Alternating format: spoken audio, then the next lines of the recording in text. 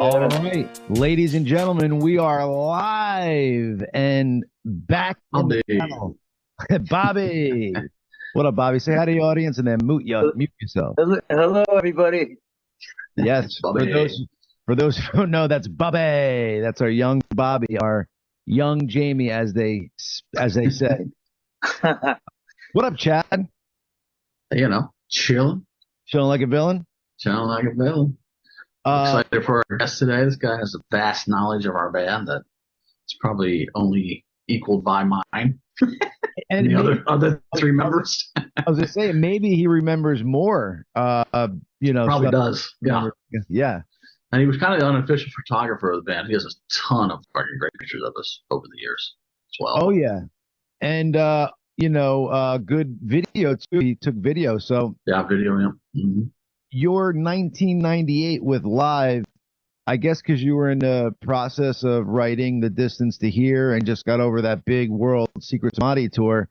1998, you guys really only did a handful of shows, maybe 10 to maybe 15, but Tibetan Freedom Concert was one of them. Oh, yes. Mm-hmm.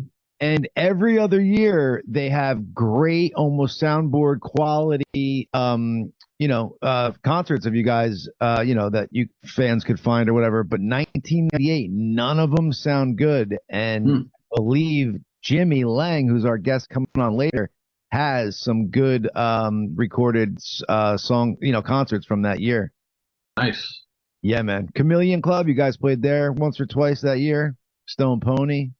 Yeah, that was we often play the Chameleon. Probably were trying out some new songs for Distance to Hear too, I would imagine. Oh yeah. I remember.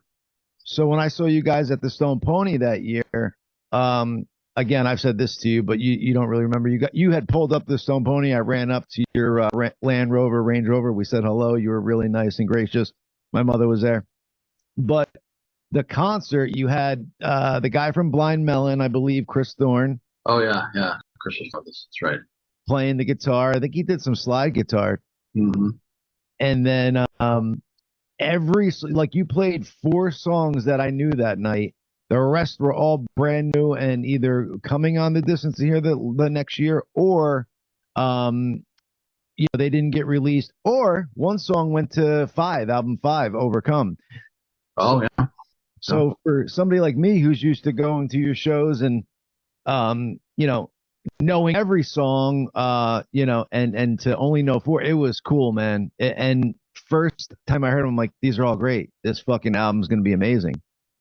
Thank you. Yeah, it's cool to go out and play it. Well, we used to do this, go out and play the songs live, and you would get different parts or different sections or different feels to the song and then record it. Absolutely. So do we all know that it is election day? Oh, that's right. Yeah, man. It's like minor elections all over the country, right? Mayors and all that kind of stuff going on. Yeah. From what I'm hearing about New Jersey is that every seat in the New Jersey legislators up for grabs in today's general election. So that's pretty big. That's pretty big. So get out and vote, people, because I am. Especially in New Jersey, with every seat's up for grabs, we have the opportunity to get the Democrats out in New Jersey. So I know that's a long shot, but I mean, something's got to change, right? I mean, the shit's not going right, so you might as well try the shoe on a different foot, so to speak. Yeah. Vote conservative. You'll figure out that you're not a racist and whatever they paint us to be. Yep. It's just you keep voting for the same party or people and keep getting the same. You want different outcomes, but you keep getting the same outcomes of voting for the same party. It's like people in California that move out to Texas and then still vote blue there. It's like just baffles exactly. It's strange, but. You guys can make changes today, so let's go out there and do that. Who is excited about Apple's announcement last week? Anybody besides me? I announced some new chips and stuff. I don't know exactly what they announced. I missed it. Yeah, so let me dive in for you. Oh, So, sweet. Okay, let's talk about it. yeah, Apple announced a new iMac, which is their all-in-one computer. Mm, Uh, and they haven't refreshed that in 3 years, maybe going on four, something like that. And I personally actually needed a new iMac because I had my iMac in the studio, but first of all, I needed one to begin with. It was from like 2009, 2010. It right. still worked like a champ, you know what I'm saying? You had a PC from that era. Good luck. But I was going to open the vent above me in the podcast studio, and rather than move the table and get a step ladder, I stepped on the edge of the table, and I have a lot of weight on my side of it. And Oh shit. Yeah. yeah, the fucking whole iMac came down and cracked the big screen, Oof. 27-inch screen. Oof. You got the 27-inch iMac, right? I'm looking Yeah. it up right now. And this was like 2009, 2010 edition. So it has a glass screen, and then behind that screen is the actual monitor, the actual part that puts the image on it. Oh sure, yeah. So it's really just the outside of it that cracked. But in doing that, it did dead some pixels. So I needed a new one anyway. And lo and behold, I was at the Apple store going to get my iPhone fixed. I never wear cases on it. I always go caseless, but now I'm back on the case Oh yeah. because I dropped it a bunch of times. I broke both the front and the back, and they said Yes. if you do that, we replace the whole phone. So I had Apple Care, $99, brand new phone. Let's go. And I asked the guy, I'm like, dude, I need a new iMac, but it's been a couple years since they refreshed the lineup. Like, should I wait? Like, you think it's coming out soon? Because I kind of need one ASAP. And he's like, I don't know. He's like, but they do have a scary event coming up. That they announced. It was either on Halloween or the day before. I believe it was on Halloween. And he's like, so they're coming out then. I'm like, dude, are you playing, bro? I'm like, or are you playing? He's like, no. He's like, Are you playing? yeah. He's like, well, I'm kind of playing, but I'm not. They are having an event that day. I just don't know what's in it. Ah, right. Yeah. So I was like, all right, fuck it. I might as well wait. What's a couple days when I've been waiting since 2009 or 10? And lo and behold, so I said the last time it was like 3 or 4 years ago, had the Apple M1 chip in it. Now Right. it has the Apple M3 chip. It's the first chip built on 3 nanometers. Is the thickness of the chip. I think the one before and the closest and was 5 nanometers. So they dropped to 2, which is Wow. crazy. Yes, Bobby, please. So it's crazy. And I think the base model starts at $12.99. The one I'm looking at is about $18.99. Well, they brought back the cool colors like the old Yeah. iMacs back in what was it, early 2000s? I I had got one of those. so stupid me didn't have it to where Rob Bobby Yankee could share, but now you should be able to, buddy. Yeah, so they brought back the colors. Do you remember when the iMac first came out? They Yeah. had, but it was like a big fishbowl looking Yes. monitor thing. Yep. I remember. I had one. I had one of those. That's the first Apple or Mac I ever had. Oh my God, did you feel just like cool as hell? Yeah. Had a blue one. Right. So there you go. There they are. You The see, colors. They're so cute. oh, beautiful. I'm getting the blue. It was between. Go ahead. Is it two blues or just one blue? It looks like a blue and a purplish Well, blue. yes. So I was torn between three. The one all the way to the left, green, Yeah. technically they're saying, and then the second from the right is the blue, but then to the left is purple. But if you look at the base of the purple, that gets a little girly for me. That's not a purple. It's a little lilac-y, isn't it? Yes. The dark one, however. Oh, Bobby, you know what? Let me do this. I can't believe they didn't make a pink one. Chicks would like that. Bobby, I'm going to request to control the screen. So just grant that to me. So I could actually scroll. Perfect. Click to start. There we go. Okay. I'm trying to use it like a Mac. Wait a second here. You are okay. There we go. It's just delayed. Okay. All right. So, I'm sorry. It's looked at 1390. Bobby, when you have your shit, because you're on a VPN. Okay. So I'm like, why is it giving us the price in pounds? Bobby does illegal stuff on there and he's on the VPN. But if you look at this right here, it doesn't show the peripherals. So, yeah, there we go. So up in the top right-hand corner, if you could see it, it shows it's got matching mouse and a matching keyboard to match the color of the computer. You see that, Chad? Oh, nice. Yeah. That dope? Yeah, it looks great. And then you could switch the colors here to see. But look at this purple, Jack, because I was all about it, but that is very, like you said, lilac-y. But for the girls. Right. Gotta get the blue one. Exactly. But they should have made a pink one, man. I know. They brought the black iMac Pro, or I saw that, all black. Yes, sir. And did I tell you that too? That my 16. No, I saw that I did see that. I checked that out, but I didn't see the iMacs. I didn't scroll down far enough. Yeah, gotcha. Well, that was another thing. My 16-inch MacBook Pro got stolen from my. Yeah, so that's another. Oh, you're gonna be $5,000 into Apple here soon. 100%, a little bit over, I think. But anyhow, all right, Bobby, you could stop that sharing. Actually, Bobby, go to the M3 chip on there. I'm gonna give you that sharing back. And actually, it's amazing how thin it is. I mean, like it's like a laptop on a stand now. It's amazing. Right. So stop participant sharing. All right, Bobby. So I stopped you from sharing. Pull up the M3 chip and bring up some info because I want to show Chad just how revolutionary it is. So, are you familiar with Moore's law? You know Moore's law, right? No.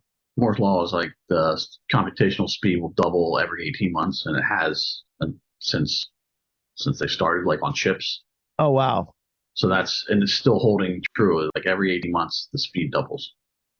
So, I mean, I think this is true for Apple, but for Intel chips too, because it seems it's like chips. Moore's law kind of affects the whole world of computing. So you know that Apple computers, MacBooks, all that stuff, it used to be they were Intel processors in there. Yes. Mm-hmm. And then the M1 chip was the first silicone that Apple invented themselves. And it's just legendary. Like it used to be where the gaming computers, were PC. But now, when the M1 chip came out, it changed. But now with the M3 Pro and Pro Max chips, they're way above and beyond anything PCs can do. Jimmy's here. Don't talk about computers, man. This guy knows everything. And he's in Star Wars background. I love it. Jimmy. What's up, Jimmy? Okay, guys, can you hear me okay? Yes, we can. Yes, sir. Very good. We'll get back to that after Jimmy's here. Now Jimmy's here, we'll stick with Jimmy, but keep that on there. You can go back. You can continue to do my Christmas shopping for me. I see you're on the Apple website. Yeah, bro. Where's your list? Because there's my little puppy. Where's your list? Because we buy a bunch of gifts. This is my don't mind him. He's on his. Yeah, you don't want me anywhere near an Apple store. My wife gets really nervous every time I go, hey, I'm going to go to the Apple store. Go ahead. Good to see you guys. Good to see you, man. Good to see you too, buddy. So let me give you an introduction here, Jimbo. His name is Jimmy Lang. He was sort of a unofficial live photographer, but above and beyond that, he actually created some relationships with the fellas.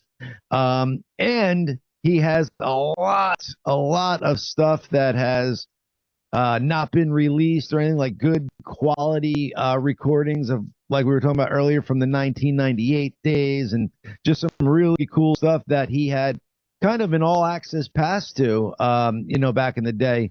Jimmy was backstage. Go ahead, Chad. I'm sorry. Jimmy, didn't you, if I'm not mistaken, you created our first website, and it was one of the very first band websites to exist. Is that correct? Yeah, that's correct. So, yeah, I mean, back in those days, I mean, that was the late 90s, right? That was around 93, 94. We had one of the very first band websites on the web because of Jimmy. Wow. Yeah, I worked at at that time I was working at an ISP, so I was really getting into a lot of technology, and so the World Wide Web was just starting to take off. And my favorite stuff is, if anybody knows me, is like I love computers, I love music, and I love technology. And so I figured, well, I should do something cool. And I was like, hey, what is this website business? So I started doing band websites. Actually, the first one I did was a Rush. Oh, of course, yes. Rush was his favorite band. Yeah, if anybody knows me, it's my favorite band is Rush. I'm a huge fan of drumming. So of course that's how I got into live. Chad's drumming and specifically. Yeah, he's all right. Huge. He's all right. I'm no Neil Peart, but I appreciate that thing. I was a huge fan of drumming. I love music. It's just something weird about drumming. Like, I don't understand how people can control like 4 separate appendages and like keep different rhythms. Like, I can't even chew gum and like scratch my head. Have you watched that guy El Pistario or whatever his name is on? Have you seen his videos talking about? Oh no, dude, this guy is like a whole different level, a new form of drumming. Like, he does literally different shit with each appendage. Like, he'll do like 4/4 with one hand, 3/4 with the other, 6. Like, he goes through different time signatures with different parts of his body and plays shit. You're just like, what the fuck is going on? Dude, I can't even understand it. Check him out, crazy. Jimmy. Yeah. I'm gonna make a note to check that out.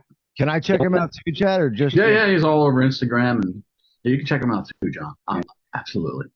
I mean, I don't. If you want, I can maybe get a little bit into how I got into life. Sure, please. An interesting thing. Yes. So maybe not a lot of people know, but I'm a huge Rush fan. So I got into live because of Rush, actually. And to give you an idea, I've seen Rush 120 times in concert. Like, I got a Rush tattoo. I mean, I've met the guys, everybody except Neil. Neil doesn't like to do meet and greets because he's super shy. People think he's offhanded and he doesn't want to deal with fans. It's not that much. He's just super shy. He doesn't do meet and greets. So he's the only one I haven't met. Although he did send me some stuff. He writes books and does drumming instructional videos, and I used to help promote it. And so I've got some autograph stuff from him. It's pretty cool. But the reason, speaking of Neil, so Neil is also a huge music fan. He was talking about Nirvana before folks even knew who Nirvana was. I think he even tried to get him to open up on one of the Rush stores. Because I was such a huge Rush fan, I follow pretty much everything they did. And back in like when Mental Jury first came out, I was reading like interviews, anything I can get my hands on about Rush. And you have to remember, like, this is before the internet pretty much exploded and everybody started saying, information is super high with this and that.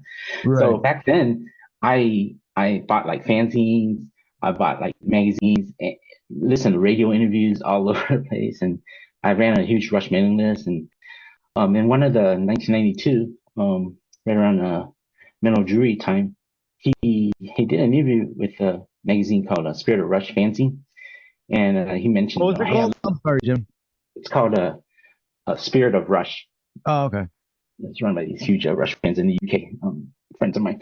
So they asked him, in one of these, hey, what kind of music are you listening to? And he'd say, oh yeah, there's this band from Pennsylvania that I really like. They're called Live. Really good music, really good lyrics.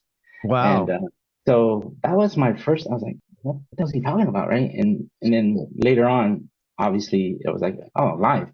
Isn't that that band that was like made that video where they're running around the beach like a bunch of crazy fools? That was us. And I was like, oh, he's talking about that band. So then I started to listen. What was that? Operation Spirit. Oh, first video. Yeah, Operation Spirit. I saw that video. So he was really big on the band, and obviously in later years, I think it was 1994, Modern Drummer, or somewhere later down the line, he mentioned, they all asked him what his favorite drummers were. And he's like, oh yeah, I like this drummer. And then at the end, he's like, oh, also I love Matt Cameron, of course, Yeah, of course. Yeah, and then he said, I also like Chad Gracey from Live. He plays What You Want to Hear. I think that was in Rolling Stone. I think he said that. As a Modern Drummer. Modern Drummer. So take it. Either way. I gotta ask Chad a question about that. So Chad, yeah, sure. If you don't, so when somebody like that mentions your name with in such a good light, like how does that make you feel as a musician, as a person? Is that something you paid attention to? Is it? Yeah, I mean, yes. I'd heard about. I didn't read it directly, but someone told me about it, and I went and read it. It was like, holy shit, it was huge. But like, it's funny because, sorry to sidetrack Jimmy here, but like in all the school bands, I played saxophone. I didn't play drums in school bands. So all the guys in the drum line thought I sucked at the drumming, but they were all like huge Neil Peart fans, right? Because Neil Peart. And I didn't really grow up listening to Rush and stuff. I was listening to Larry Mollins Jr. and like U2 and like kind of the new wavy more stuff. I didn't really get into Rush and the technical side of Neil's drumming, and so I wasn't a fan per se. I mean, I respected him immensely, obviously, right? But I wasn't like a Neil Peart guy, where all the drummer guys in the bands and the school bands were all Neil Peart guys. They were like, oh, you know. So they all thought that I sucked because I didn't play in the school bands. So when I got mentioned by Neil Peart, their god, yes, they'll change their tunes a little bit. So, right. Anyway, that was cool. Thank you for that. Sorry for that. Yeah. So, yeah, I was. I mean, once I knew that Neil started to like bands like live and stuff, I obviously I would start to listen. And I was like, oh shit, this is actually pretty good. The other thing that I started to notice, because I was a Rush fan, I was going to a lot of shows. So not a lot of people know this, but for the house music, Neil would be the one that's responsible for selecting songs for the house music. It would be his tape. Oh, so every tour I would be like, okay, I gotta go in early because I want to see what kind of shit. Like I need to see what kind of bands Neil's listening to, and Live used to have play like a Stone, Audio Slave, or the house music and stuff. So I would go to Rush shows specifically early to listen to house music, and he'd play like Candlebox and stuff, and he'd play like Jeff Buckley, and then I started to hear like Damn It Outta Creek. And then I started to hear like Rattlesnake, and I was like, "What the heck?" I mean, I knew that was live, and I was like, "Okay, I knew that was Neil that actually selected those tracks." That's cool. I didn't know that. That's pretty cool. So yeah, I would go to all these shows, and at the end of the show, everybody's like awesome, and then they're leaving, and you hear like Damn It Outta Creek playing on the house music. It was great. Hell yeah! Yeah, it was pretty cool. Another funny story about Neil, as far as live goes, because he started listening to the band from the get-go, like Mental Jury. He was a huge fan of Mental Jury. So in early '94, I want to say Rush played like 3 nights, I think 2 or 3 nights at Madison Square Garden. Damn. And one of my good friends was a couple of my good friends are also huge Rush fans, and they got to go backstage. Now the thing with backstage with Rush is like Neil doesn't do meet and greets. Usually when the last song he jumps up, exits stage left, he's out. Like he's out of the building before people even know.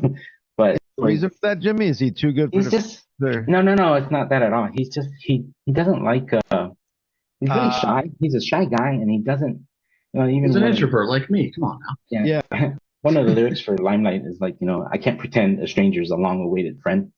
He's just like that. He's not into his fake stuff. He would prefer to meet somebody, like, say, at a coffee shop or like at a bookstore. But right, just not into that. But those 3 nights at the Madison Square Garden, my buddies got backstage and he was there, and it was such a rarity because he doesn't do those types of things. And it was because they were on Mercury Records and they switched over to Atlantic Records. And Atlantic Records wanted to hold this huge party, and they were saying, you gotta go. So reluctantly he went. Now when they went back there, they knew he was a live fan. So they had with them a tape. It was an advanced copy of Throwing Copper. Ooh. And so they went back there and they're like, oh yeah, we're gonna go, we're gonna hand this over to Neil personally because he's a huge fan of the band. Right. And what happened was, they went back there, and before they could enter the realm of Peart, as we call it, he had his own stuff. He had his own sectioned off area backstage with ropes and security guards. Like you had to he didn't want to like meet, like a regular, oh, I'm a huge Rush fan. Oh, thank you for, like, I love you guys. He's just not into that thing. Right. So he would only speak to, like maybe people in the music industry, record labels. But my buddies, they had this tape, and they're like, man, we got to get this to Neil somehow because he's a huge Life fan. So they approached this. They approached the realm of Peart, got intercepted by a bunch of security guards. But they wrote a note in there, and they handed him the tape, and he was just like, I'm sure he was like, couldn't wait to hear it. Right. And I knew it too, because like later on, he would start to play songs from Throwing Copper on the house music. So that was so cool. That was pretty crazy that he got an advanced copy of Throwing Copper. Now, how did these individuals secure an advanced copy of? That's what I was going to say. Yeah, I can't reveal certain. Can't reveal. Sounds like Jimmy was responsible for a lot of album leaks on Napster back in the day. Oh no, it wasn't me, Thomas. Same thing happened kind of on Secret Samadhi. Almost the same thing happened. So on Secret Samadhi, so that came out in February of '97. Right. And so before Secret Samadhi tour, the band played like a couple shows at just some small clubs. Like I think they played the Chameleon Club before the actual start of the tour, before the album even got released. They had booked some shows, and they played like small clubs like the Crowbar at State College. Yeah. And so then that first week. Oh shit! Yeah, William Patterson University. You guys put in '97. You remember that show in New Jersey? No. Wow. I remember the Crowbar and Chameleon. Yeah. William Patterson. That was kind of interesting. The Crowbar. I had like this Sony. I was also huge into photography, and I bought like this Sony. Sony had made like this camera. It was the first digital camera, but the way it wrote to the way it wrote the files, it wrote it on a floppy disk, if you can believe that. So I had the camera, and I'd stick the floppy disk in there, and I'd shoot at the Crowbar, and these images it would take forever to write. I was like, oh man. I was gonna say, doesn't a floppy disk only hold like 10 megabytes or some shit? I think it's on 1.44, but I shot at low resolution. But it's pretty crazy. What resolution is that? The first week of the Secret Samadhi tour, so the band was playing in Toronto, and I was like, I wrote to the ladies at the management company for Rush and said, hey, I know Neil's a huge fan. Maybe ulterior motives, because I kind of wanted to meet the guys from Rush as well. Sure. But I said that the band was going to be in Toronto, and they're playing a club called the Phoenix, and if you guys need tickets, if just let me know, and I would let the live management know. And sure enough, that first week on tour, I looked at the guest list. I was out for that whole first week of the Secret Samadhi tour, and when they got to Toronto, I was looking at the guest list. I was like, man, are they going to be on there? And sure enough, Alex Lifeson, the guitarist, his name was on the guest list. And I was like, holy shit! If he shows up tonight, that's going to be awesome. I don't really care about the live shows too much. That would be so awesome if they came. So I remember I kept going the night of the show. I kept going to the front, and I kept looking to see if Alex, his name was crossed off the guest list, and it just wasn't. Everybody else had picked up their tickets, and he just never came. And I went back and forth. I mean, I was like, oh my God, I got to say hi to this guy, right?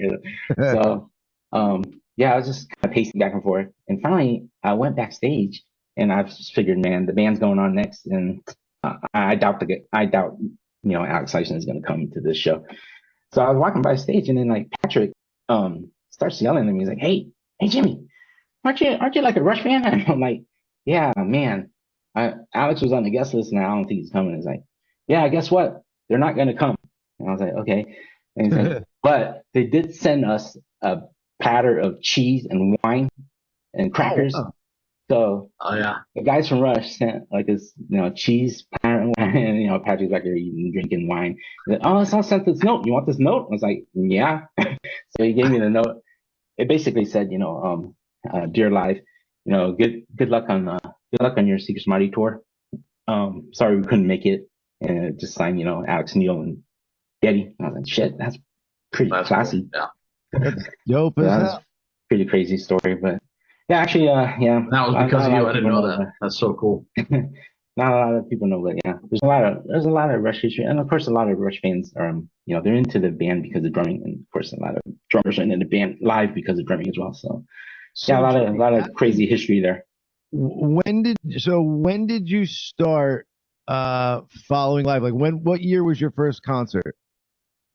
I didn't see them until opening of their Throwing Copper tour. Because Okay. I mean, I'd heard about them after Menagerie had come out, and after I started reading, like, oh, Neil was in the Menagerie, and after I started hearing songs being played, and I was like, oh, okay, I gotta check these guys out when they on their next round. So yeah, when Throwing Copper came out, I went and saw them. That was a crazy tour because it started off like in really small, I don't know, dingy clubs, and just packed and sweaty body masses of people crammed into like small places. But by the end of the tour, they closed out at the Philadelphia Spectrum. I mean, it's just there was a hell of a tour. Is a crazy run. I mean, but yeah, I saw them Throwing Copper. I think Tracy Lords opened up, and also like Vic Chestnut. Tracy Lords opened up. Yeah. Somewhere in there, yes. Somewhere in there. Vic Chestnut, Angelfish, which is Shirley Manson band. Shirley Manson before Garbage. From Garbage, before Garbage, she opened up for a bunch of fun. She met Butch Vig on the tour with us in Chicago. She never tells that story, but that's how they met. Oh, who's Butch Vig? The drummer of Garbage, and the guy, he's a huge producer too. Oh, yeah, he did Smashing Pumpkins and stuff. Yeah. But yeah, it was kind of crazy to see like even Vic Chestnut. He'd come out on. He's in a wheelchair, so he'd come out on stage and sing, Supernatural with Ed. From what I recall, I think he had a bit of a drinking problem. So Vic, he drank a lot and did other shit too. He was crazy. Yeah. Good job, Vic. He'd come out and sometimes some nights I was like, man, this guy's just drunk off his ass. But I mean, they're doing Supernatural and like it sounds freaking awesome. I mean, like Ed loves that song. Speaking of something about drinking. Several tours later, there was another entry. Jimbo, let me play you back here a second, bud. So you start seeing them in around the Throwing Copper tour before it takes off to like arenas and whatnot. Now, when do you become the unofficial photographer, basically? Like, how does? Yeah. So, I started getting I started going to a lot of shows, and the reason I got into concert photography was this guy named Andrew McNaughton. So Andrew McNaughton is a huge he's the Rush photographer for Rush, and so back in the days when you used to go to concerts, you could buy, obviously from the merch, you could buy like t-shirts, hats, all kinds of stuff. But also they would sell like tour books. So you could buy like a tour book of that tour or photos from the previous tour. And he was the tour photographer. So I really got into photography. Like, man, I'm going to all these live shows. It would be really cool to capture some of the stuff. Hell yeah. And so I bought a camera. I didn't know anything about cameras. I'm completely self-taught. I started shooting a 35 millimeter, and then I'd get into like slides. And then when digital photography came around, I started buying digital cameras and started getting that. Lucky for me, the Live's manager at the time, this guy named Dave Sestak, super cool guy. So Dave Sestak, he was Live's manager, but he was also a photographer. So man, I remember picking his brain like every chance I could, because I would go to way more shows than he would. I was just flying around, tried to go to as many concerts back in my 20s and 30s, and just see so many shows. And I figured, man, I gotta capture some of this stuff. So then I started getting into photography, and I would pick David's mind about photography. Some of my early photos, they're just horrible. Like, it's just all blurry. I didn't know what the hell I was doing. And luckily through the years, I was able to like mess around a little bit and got some decent shots. I've got you got some great shots, dude. Don't be tens of thousands of photos. I'm not even joking. Tens of thousands of photos of live through the years. But yeah, that's how I got in. That's how I got into that. Jimmy, so in the beginning, I'm guessing you were buying concert tickets, but did somewhere along the line they start coming to you as a freebie? Because that's an expensive hobby, if not. Oh, it's definitely an expensive hobby. I don't have such connections with Rush. No, we're live. I know. I was saying I don't have such connections with Rush, so I know how expensive that can get, having to pay for so much stuff. But with live, because I was like such into the band, and I worked a lot with their management, that they always hooked me up, and also as I got to know the guys in the early days, they're just like, yeah, anytime you want to come to the show, just let us know. All the guys in the band have always been really, I'm in kind of a unique position, being both, like helping out the band on the internet, but also I'm a fan also of the music, so I'm kind of in a weird, unique position like that. But the guys have always been really nice, and even all their managers through the years, Chris Harden. I met Chris way back when we were still doing intern for one of the other managers, Peter Friedman. For Peter Friedman, yes. Yeah, Peter Friedman. He was all the live managers have been super nice to me, so they've always managed to hook me up. Even things like I was such into photography that I'd mentioned. I think one time I mentioned it to Chad that, hey Chad, how would you feel if I like sold some photos, because I really want to get like some new camera gear? And he's like, no, just tell me what you need. And I was like, well, Nikon has this new camera coming out, and so their business manager contacted me and said, hey, the band says you want to get a new camera. Why don't you just go buy that and send me the receipt? And so I went and bought, like, at that time it was my Nikon D2X I was shooting with. And I sent them a receipt, and the band paid for that. I was like, oh, cool. Thanks so much, guys. But yeah, they've been super nice. All the guys in the band, the band members themselves, the management themselves, even the crew. I mean, Matt Gracey's been with them forever, Sean Williams, all those guys. So I've always been really lucky to be able to go to shows. Cool. But he's related. His cousin is a dick. Mm-hmm. Guy's a douche. Chad, that's your cousin, right? Not your brother. That's correct. Everyone thinks it's my brother, but yeah, he's my first cousin. Yeah, that's dope. He used to get really mad in the beginning days. Like, they always go to Matt, are you in the band? Are you in the band? He gets so mad at that. Why would you be I would be like, fuck yeah, I am, dude. If it's a chick, come backstage and check me out. Yeah, that's I play the spoons in the band. Yeah, those early days were kind of interesting, because I remember, like, Chad, you and Patrick used to walk around the crowd, like, and nobody would know who the hell they were. And it's like, yeah, we were doing going up, and nobody would recognize them. They just we were doing amphitheaters in 95. We're at an amphitheater tour, so throwing copper, and probably as big as we could ever be at that point. And yeah, I would just go walk around the crowd. Nobody would recognize me. Well, it is, Chad. I love it. You guys all, except for like when Ed had the shaved head and the fucking ponytail braid, you guys all kind of look like regular dudes. You weren't wearing like, any crazy fucking leather and makeup and all that stuff. So, I could totally see how you could fit in. But if you would have walked by me, hell no, I'd like, know you. But you know what I'm saying? Very rare. Like, although because I was just talking about the leather, and we were talking about the 97 little like college tour, whatever tour you did during that time. Yeah, because it was wild. I had just seen you at, I don't know if it was Vice Versa, but I had just saw you at PNC Arts Center in Homedale, New Jersey. Then I think it was after, but it could have been before. And then you were playing at the William Patterson at a smaller venue, and I happened to be front stage. But Ed came out in purple leather pants, and a purple boa and no shirt for the encore. I was like, yo, this is crazy. Hilarious. Yeah, dude, it was sick. And it was my first time being like front row, because it was like general admission, first come, first serve. And I was right up against the thing. I remember thinking, wow, Ed is way taller than I thought he was. Like, he just looked giant on the stage.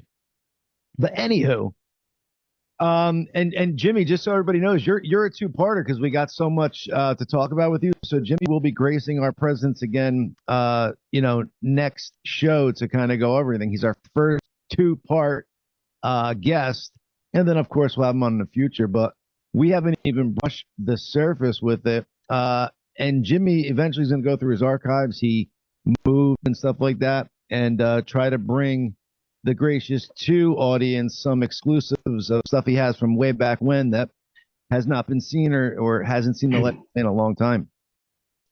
Yeah, it's crazy moving because you find all kinds of stuff. Oh yeah, moving. Like I was going through boxes from like 3 moons ago where I would just move a box from a box to another moon. And I literally I have like probably over 100 shows on mini DV tapes, all kinds of weird stuff. Like I remember I used to I call it Chad Cam, and I would set up a tripod just right near the drum kit, and that would just be one show. It'd just be like just Chad drumming, and another show would be like on a side stage. So cool. Film that, and the ones I would just follow. So a lot of you discover a lot of weird stuff. I found a whole bunch of Secret Somebody signed CDs that I still had left over that I never gave out. So probably I'll give that out. Also had give one out to me. When I was running like the mailing list and I was helping out a lot with their fan club, like Homespun and Straight Out of York, Friends of Life. Yeah, and then I created a mailing list called Straight Out of York and a website. But when I was helping out a lot with Michelle, who used to run the Fans of Life in Homespun, they took a lot of my photos and they made like a poster out of it, and it's like a limited run posters. And I found a tube with a whole bunch of posters. Nice. Speaking of posters too, I think in '95 when the band got like the artist of the year for Rolling Stone, and they appeared on the cover. 95. And so I think Rolling Stone sent '95 like a poster tube with like about 100 of the covers, and I got them from Michelle. She's gonna be really mad at me if she's listening ever. She gave me the poster tube, and I was like, "Yeah, I'm gonna try to get some of these signed by the band, and we just do a giveaway." And so I had this poster tube with about 100 of those Artists of the Year Rolling Stone cover, and I was going to a show, and I was gonna have the guys sign a bunch and then get them back to me. So I remember I was taking a Greyhound bus. And then I remember getting off the Greyhound bus and going to the show and then thinking, where's that poster tube? Oh, shit. I left it back on the Greyhound bus. Oh. So somewhere out there. I didn't care. So I have ADHD, so my brain cuts in it. They were signed already or unsigned? No, unsigned. I was going to get them signed. To Michelle. Gotcha. And man, I just left the poster tube on the bus. And damn you. I'm so mad at myself at that. I'm mad about myself and a lot of stuff. Like there was one show. Now about it. So I think Chad, you were playing the Greek Theater in L.A. Yeah, out in L.A. And Jim Carrey was at the show, and yes, Chad's good friends with Jim Carrey. What? And, it was at the time. Oh, wait a second. Hold on. Hold on. Lost contact with him. I gotta steal hosting duties here, and so Chad, you used to be friends with Jim Carrey like that, where you would call or text or whatever. Yes, yeah, we had each other's phone numbers for a while. Yeah, that better be a little booty. Then, a guy like that changes his phone numbers all the time. So I mean, just got lost in the shuffle somewhere. Oh, he was a big fan of the band. We actually huge fan. Went to his house and played him early version of This Is to Hear before it was released while we were recording it. Yeah, okay. And he had the bongos there, the congas that he played in Man on the Moon. Yes. Andy Kaufman's real congas, and yeah, it was fucking cool. So you have to try to get back in touch with that dude because we need to get on this show. Like right. Email or something, or you can figure it out, Chad. Don't play. I've tried to figure it out over the years. He is my favorite comedians there is. I mean, his stand-up from back in the day was great, but his movies, Ace Ventura, Dumb and Dumber, Me, Myself, and Irene, just crazy classic and legendary. But I digress. Yeah, please, Jimmy, tell this story about JC. Yeah, so I was I was amazed. I mean, I got a chance to see a lot of, I guess, famous people. For me, anyways, famous. But yeah, I saw Jim Carrey at the Greek Theater, and I was like, oh man, it's Jim Carrey. And I was a huge fan of his movies too. And he was hanging out with Chad, and I was like, hey, take a photo of you guys together. And so they pose for a photo, and Jim Carrey grabs the two drumsticks and does like this skull cross and makes this funny face. And Nice. so I was shooting a 35 millimeter at the time, so I had negatives. And then, man, somebody from newspaper, I don't know, it was like LA Times or something, was covering the event and came straight up to me. He says, hey, do you think we can use that photo with Jim Carrey? And Chad, I was like, and I was reluctant to, but I gave him the negative and my phone, my information and stuff, and I lost another one of those crazy things that I've done where I lost like really cool stuff. Wait a second, Jimmy. Wait. I was really mad about that. So you didn't have a copy and you gave this dude a negative? I was very naive. And stupid. And so I was really mad about that. And you didn't get his information, Jimbo? Oh, I got him too, but like they just never returned calls, and like he never contacted me back. So somewhere out there is a really cool photo. Let's blast them out, dude. Who is it? I have no idea. I don't even know the guy's name anymore. It's so long ago. Well, we're coming after you, sir. We're gonna stop you, and we want that freaking picture, man. That is crazy. But anywho, go ahead, Jimbo. Yeah, it's pretty nuts.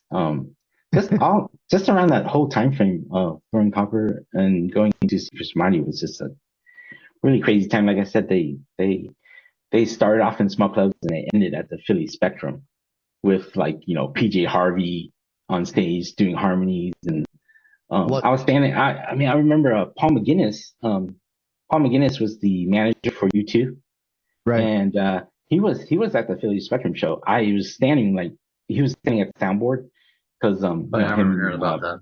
PJ Harvey was there, and I was like, shit, man, I'm standing here with the guy this guy manages U2. It was me and David Sestak, and it's just so crazy to see that whole evolution of like small clubs to like just huge sheds by the summertime. They played like the K-Rock Christmas show in LA with a whole bunch of bands. Now, one thing I totally remember about that, which was really cool, was like Michael Stipe from REM was there. Now REM wasn't on the bill, but like I guess he was just, I don't know, he was there.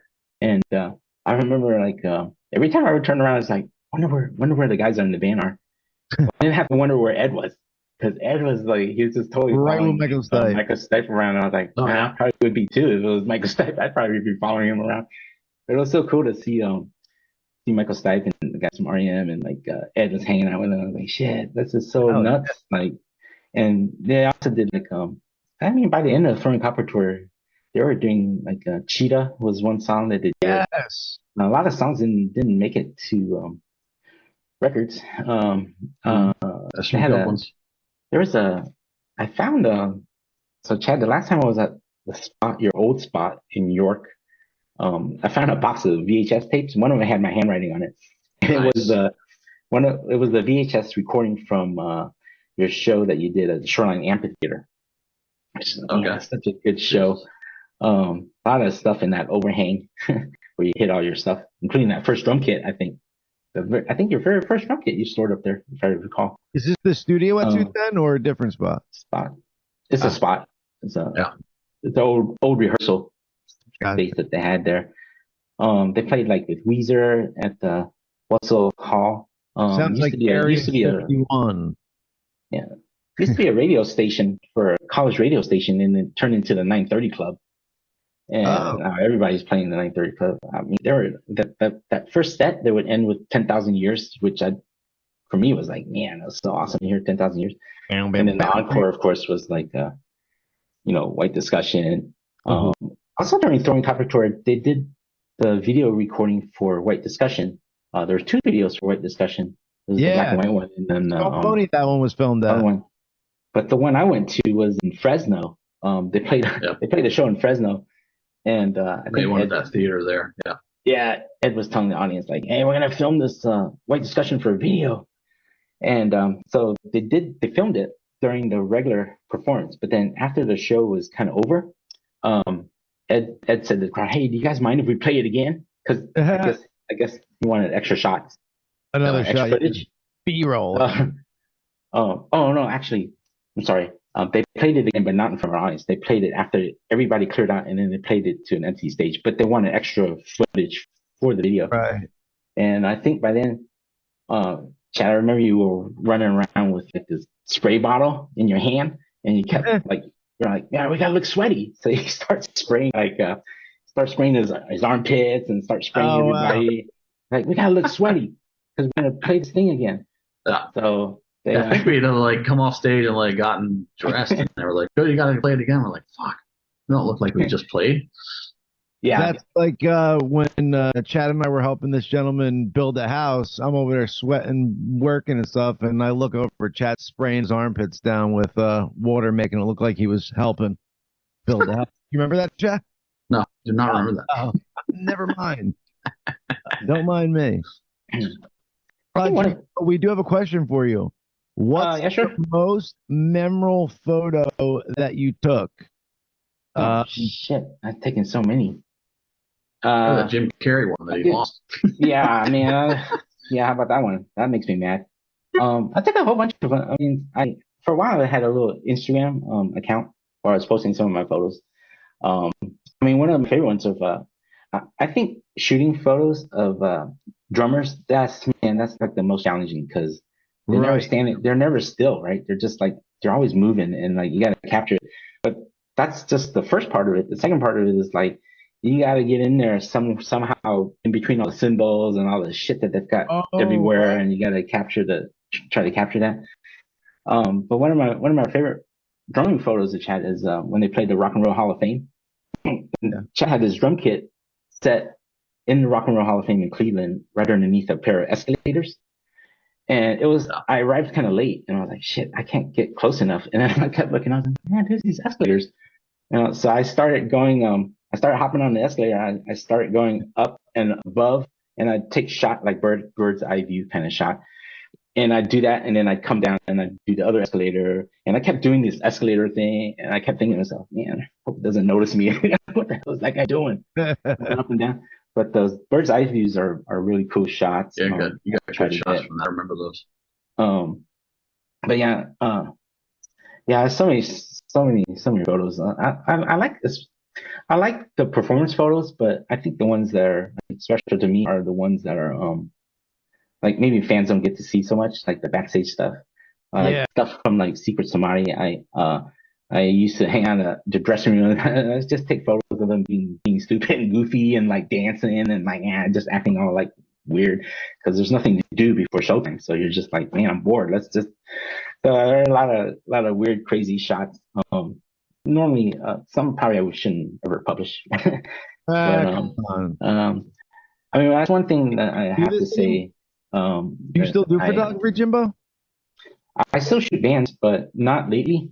I've been busy moving. I mean, I started shooting for radio stations when I was living in San Diego, like 91X. I'd shoot like all their Rex the Hog Christmas shows, like with like the Blink-182, Jane's Addiction, like all kinds of bands that and so yeah, I still like concert photography quite a bit. It's kind of challenging because it's so different from any other kind of photography. Like if you do like studio photography, you just have somebody sit there and you can give like all the camera settings to a monkey and they'll be able to create that shot. But in a moving environment, first of all, you don't know what kind of venue you're going to be in. I've been in places where it's so dark, man, the lighting is just horrific to shoot. So you got lighting to contend with. You got people on stage that won't stand still. And then you got and you never, if you don't get that shot, you're not going to get it again. It's not like I can tell Ed, like, hey, can you put on that purple boa and just run full speed out again? Right. Because I missed that shot. Like, yeah, that's not going to happen. I mean, the luxury that I had as a photographer was like, I got to go to so many shows that I knew, like, okay, man, I missed it that night, but I know exactly where I need to be standing. Right. And I know exactly the songs that I want to hit. Also, the band has always been really gracious about, allowing me like full access. And I think after a while, it's kind of a matter of trust. Like, okay, we know this guy's not going to do anything stupid, like take dumb photos and like post it all over the internet. So, right. Jimmy I mean, when you build like that, the sixth member, Matt was the fifth member, and Jimmy kind of the sixth member. Hell yeah. So like, so there's a lot of trust that got built over the years where, you know, I would just show up to a show and they wouldn't even like, whatever, it's Jimmy's running around with his stupid camera bag, whatever. Like they would never question me. Like I had free reign to kind of shoot whatever I wanted to shoot, and they had to trust in that. Okay, well, he's not going to do anything stupid, so that's good, right? Yeah. So I was always really fortunate, and I was thankful for that. All the guys in bands were super nice. Even all the managers are the same. So I was really like, even people like Matt. You know, Matt's like probably the hardest working roadie I have ever seen. I mean, he's the first one in, he's the last one out. Wow. Sometimes I would like, you know, I'd be shooting, and in order to get the shot, I'd be in his way. But he would never ever once say a bad word to me. He would just be like, you know, he'd wait for me to finish and say, you know, if you can keep this clear, thanks. Right. Yeah, teamwork. But the reason why, I mean, sorry, go ahead, John. Well, I was gonna say the reason why I asked you that question is because, you know, Instagram is huge, man, and you could have freaking, you know, if you had stuff that would make it great Instagram page from back in the day. So I was wondering if you were continuing through it and then, you know, still taking it because, you know, you could have a huge Instagram page, I believe, or some kind of social. Yeah, I have an Instagram account called Shooting Live Official. Nice. Where I post some photos. I kind of stopped working on it because of the move and everything. But yeah, one day I do have plans to like go through more photos and like post some really cool archival stuff. Sweet. Maybe even like stories and stuff. But that's yeah, kind of Shooting Live Official. That's kind of a cool play on the words too, because you used to shoot the band live, but then also you were shooting live performances, so you kind of tackle both of those right at once. Yep, that's exactly why I picked that. How cool! Even like the early days, I remember. So Chad, you probably remember Greg Steele. He used to do your Greg. Hell yeah, Greg was awesome. You know what I'm saying? So I used to send him a shitload of photos, and I haven't kept in touch with him forever, but I do remember like a lot of my early photos I would send to Greg. He'd always like, "Hey, give me some shots of Chad. How about some shots of his drum kit?" So he was a huge fan. I would think get Greg on here. He was a huge fan, and especially a huge fan of mine. He actually did ChadGracey.com for a long time. Pretty cool. Nice, cool guy. He came up with Chad Gracey hates hashtags. Nah, that was me. Come on. Yeah, it's I don't know. I'm trying to remember like some crazy stories. I remember like wait, Jim, real quick question for you. Has the band, were you still back in the day? And if you were, has the band ever gotten you laid? Or you're with the band? No, I was not single in the day. I was with a girl. But damn you. It's all good though. She was turned into a lifetime too. Nice. But yeah, it was pretty those early days were for me anyways were like super interesting. And even going into like the Secret Samadhi, I remember the first time I heard Secret Samadhi was Dave Sestak was the manager, and he played it for me in his car.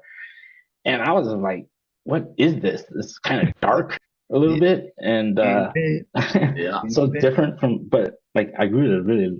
That was one of my favorite tours, actually. Super Samadhi tour. I liked it a little bit better, I think, than Throwing Copper tour.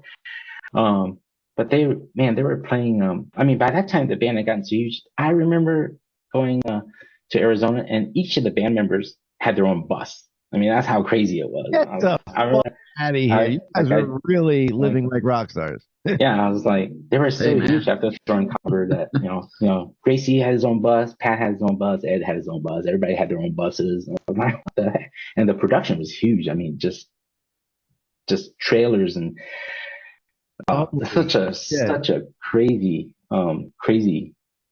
time to explode that much. And I remember I was out for the first week of that tour, and I remember their management really wanted to get a lot of footage and a lot of cool photos for their website, because by then 97, 98, like, okay, people are starting to understand, okay, internet, this is a great reach out to people. Right. And so they ended up buying a Mac tower and a road case, and it went on the road with them. And every time I was out on the road, I'd be like taking photos, download it to this Mac, do videos on like Firewire at the time. But it was crazy because that Mac was so big. I remember, I think the other man got mad that I was like hogging up all the space on the desk. If you've ever been on a tour bus, space is at a premium there. So, you know, after every show, it's like, why is there a big ass like computer tower and a monitor occupying our spaces? And there I was like working on photos. I was like, but those are some crazy times. So you were on the tour bus and everything, Jimmy? Yeah, I went. I've been out on the road. I've been out on the road a few times with the band. Just you know, hitch a ride. So let me ask you this: did you have did you sleep on all tour members' bus? Were you in a separate bus, like for the fucking dogs? Like where were you? I was a lot of times I was awake because what was happening, like after the show, I would have to process the videos, and then I would also like have to download all the photos and mess around with Photoshop. So I was literally awake the whole night, pretty much, while everybody was like crashed and we're on a bus going to. So then I would get those, and I would try to upload it for the next day so that people could see concert stuff from the day before. So a lot of times I slept during the day, and then wake up like in time sound check or something. Wow. But yeah, during the night, man, I was working on that Mac quite a bit. And you would sleep on a tour bus, or would you find some place at the venue? Sometimes I would just sleep in a dressing room, or just find some place to crash. I'm one of those weird people where I can sleep on the floor. Wow, with like my father. FedEx box for a pillow or something. I'm totally fine. But yeah, it was that tour is pretty cool because I got to see also a lot of cool bands that I really like too, like Love Spit Love and Richard Butler from Psychedelic Furs, and I mean I was huge fans of them, and he was out on tour with them. So it was good time for me to pretty cool to be able to shoot other bands and listen to other bands I like. They did Much Music TV, that tour in '97.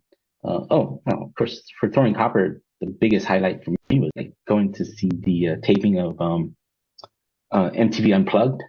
That was awesome because at that time, cool. Everybody was doing Unplugged. You know, Nirvana. I remember after, and I think during that show, I think you guys repeated a song. I can't remember which song it was, but I was remarking with my friend, the band was so tight. Like, man, that rhythm section was freaking so solid. Everything about the band at that point was, they were so tight that they did the whole show in one take, pretty much that MTV Unplugged in one take. And I remember my friend was remarking, I think some Temple Pilots did one, and he said, man, when they did it, they had to redo like a whole bunch of songs to get it right. Oh, yeah. But Live did all of it in one take. But then there's one song that said, if it's okay, we'd like to do this one over again. So that was cool. I forget what song we did over, but I remember doing that. Yeah. Did you take any pictures that haven't seen? I didn't take any photos there. I was just there to enjoy the shows. I was on the balcony, watching the whole thing. That's the thing about taking photos and shooting videos and all that kind of stuff is sometimes I don't really get to enjoy the shows. Right. Because I'm so focused on like, man, let me see if I can get this shot. I didn't get it the night before, or let's see if I can do this, or I need to be over there. And so I'm so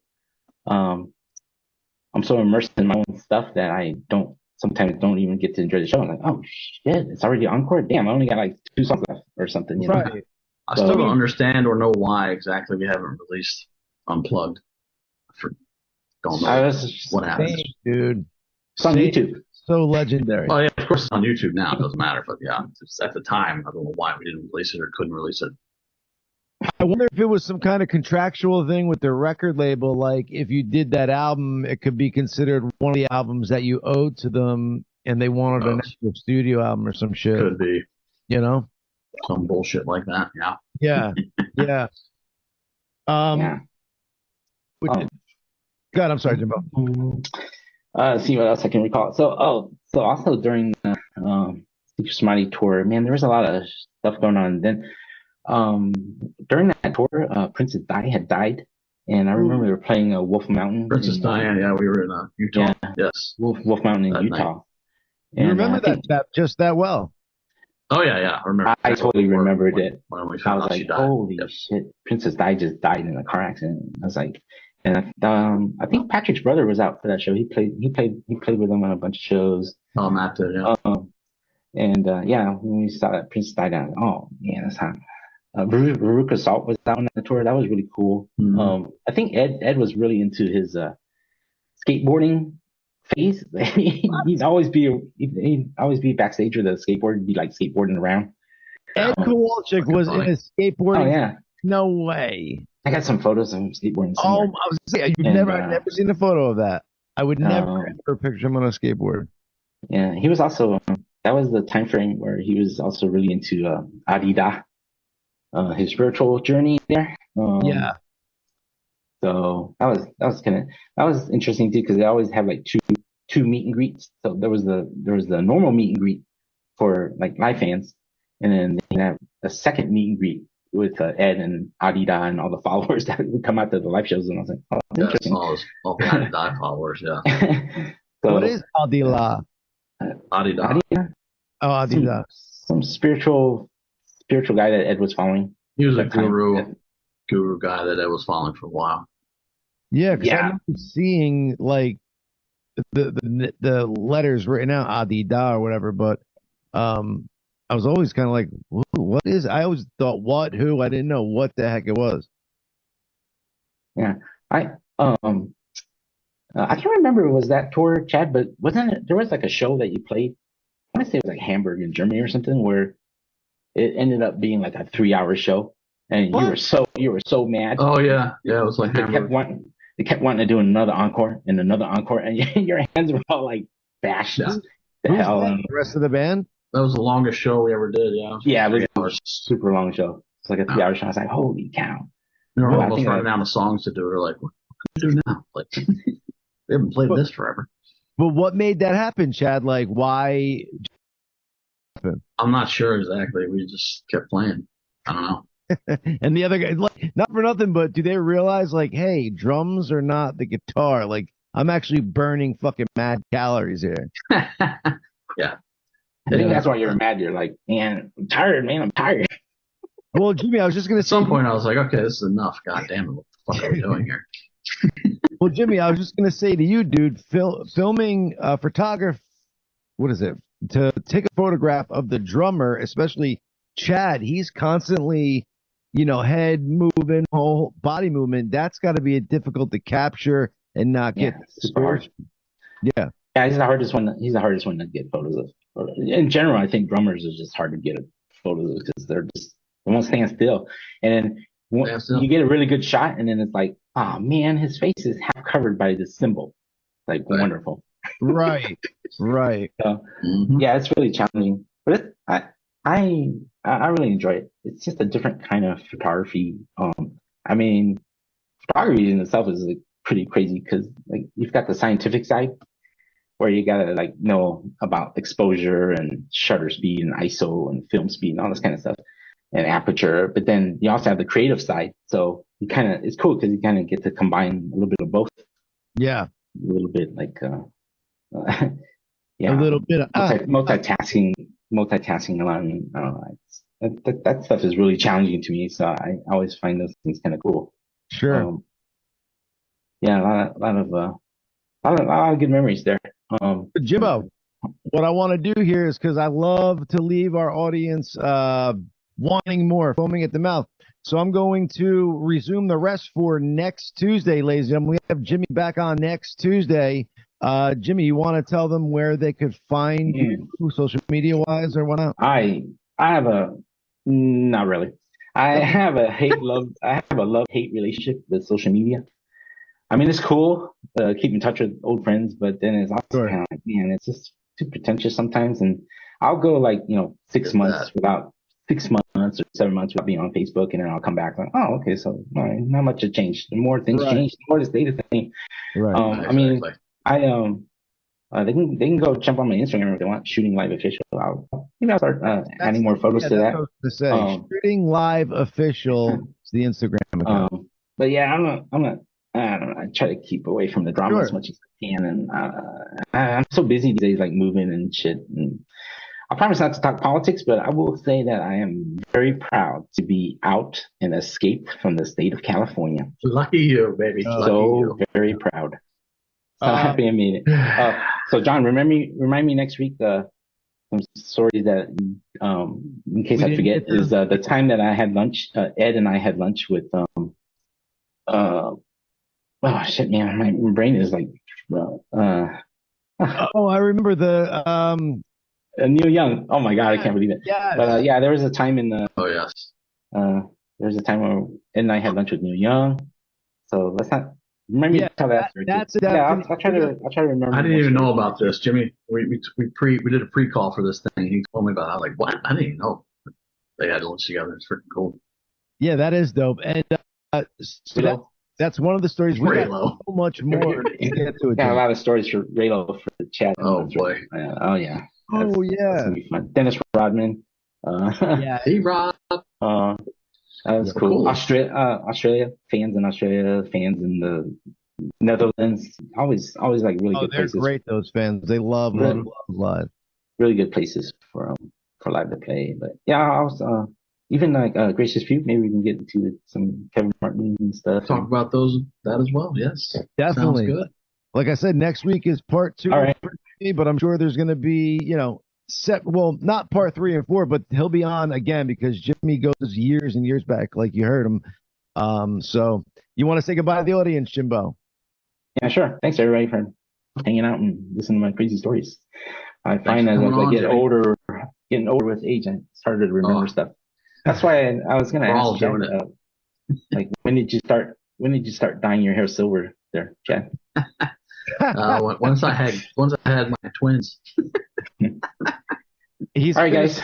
He's gonna start shaving his head in the center too, and just have hair on the sides. Exactly. Look great. Yeah. All right, Jimbo. Be good, man. All right, thank you, Jim. We'll see you next week. All right, I'm gonna blast out of here. See you guys. Peace. See ya. All right, ladies and gentlemen, and that was Jimmy Lang, ladies and gentlemen. What a great dude, man. What great stories. He has a ton more. That Neil Young story is definitely fun. Yeah, Chad, he told me briefly about it too, but I'm like, I don't want to stop there. I want to. Yeah, I literally didn't even know that happened. So I'm excited to hear the story too. Yeah, dude. He sent me an outline of all things we could talk about. And then we were talking on the phone before that, and we started getting into something. I'm like, dude, we got to stop because I need to get my honest reactions on air and all that stuff because he's got so much cool shit, dude. I had to apologize. I was in the middle of his stories. The USPS is texting me that they don't have the proper address to deliver this package I have coming. I'm like now? Really? So. And how do they not have that when you? I don't know. Who fucking knows? It's the United States Postal Service, Well, yeah. I'm still amazed, though, that you could send a fucking letter from New Jersey to California. It should be there in 3 days. But for how much is a stamp? Not 56 cents now? I mean, no, it's not much. I mean, they get, listen, they get a lot done for what they do. Absolutely. But there's also a lot of mistakes. Yeah. But the amount they deal with is crazy. Yes, for sure. Anyway, so in the middle of his stories, I'm getting these texts from the USPS. I'm like, a phone call. I'm like, God damn it. So anyway, sorry, Jimmy.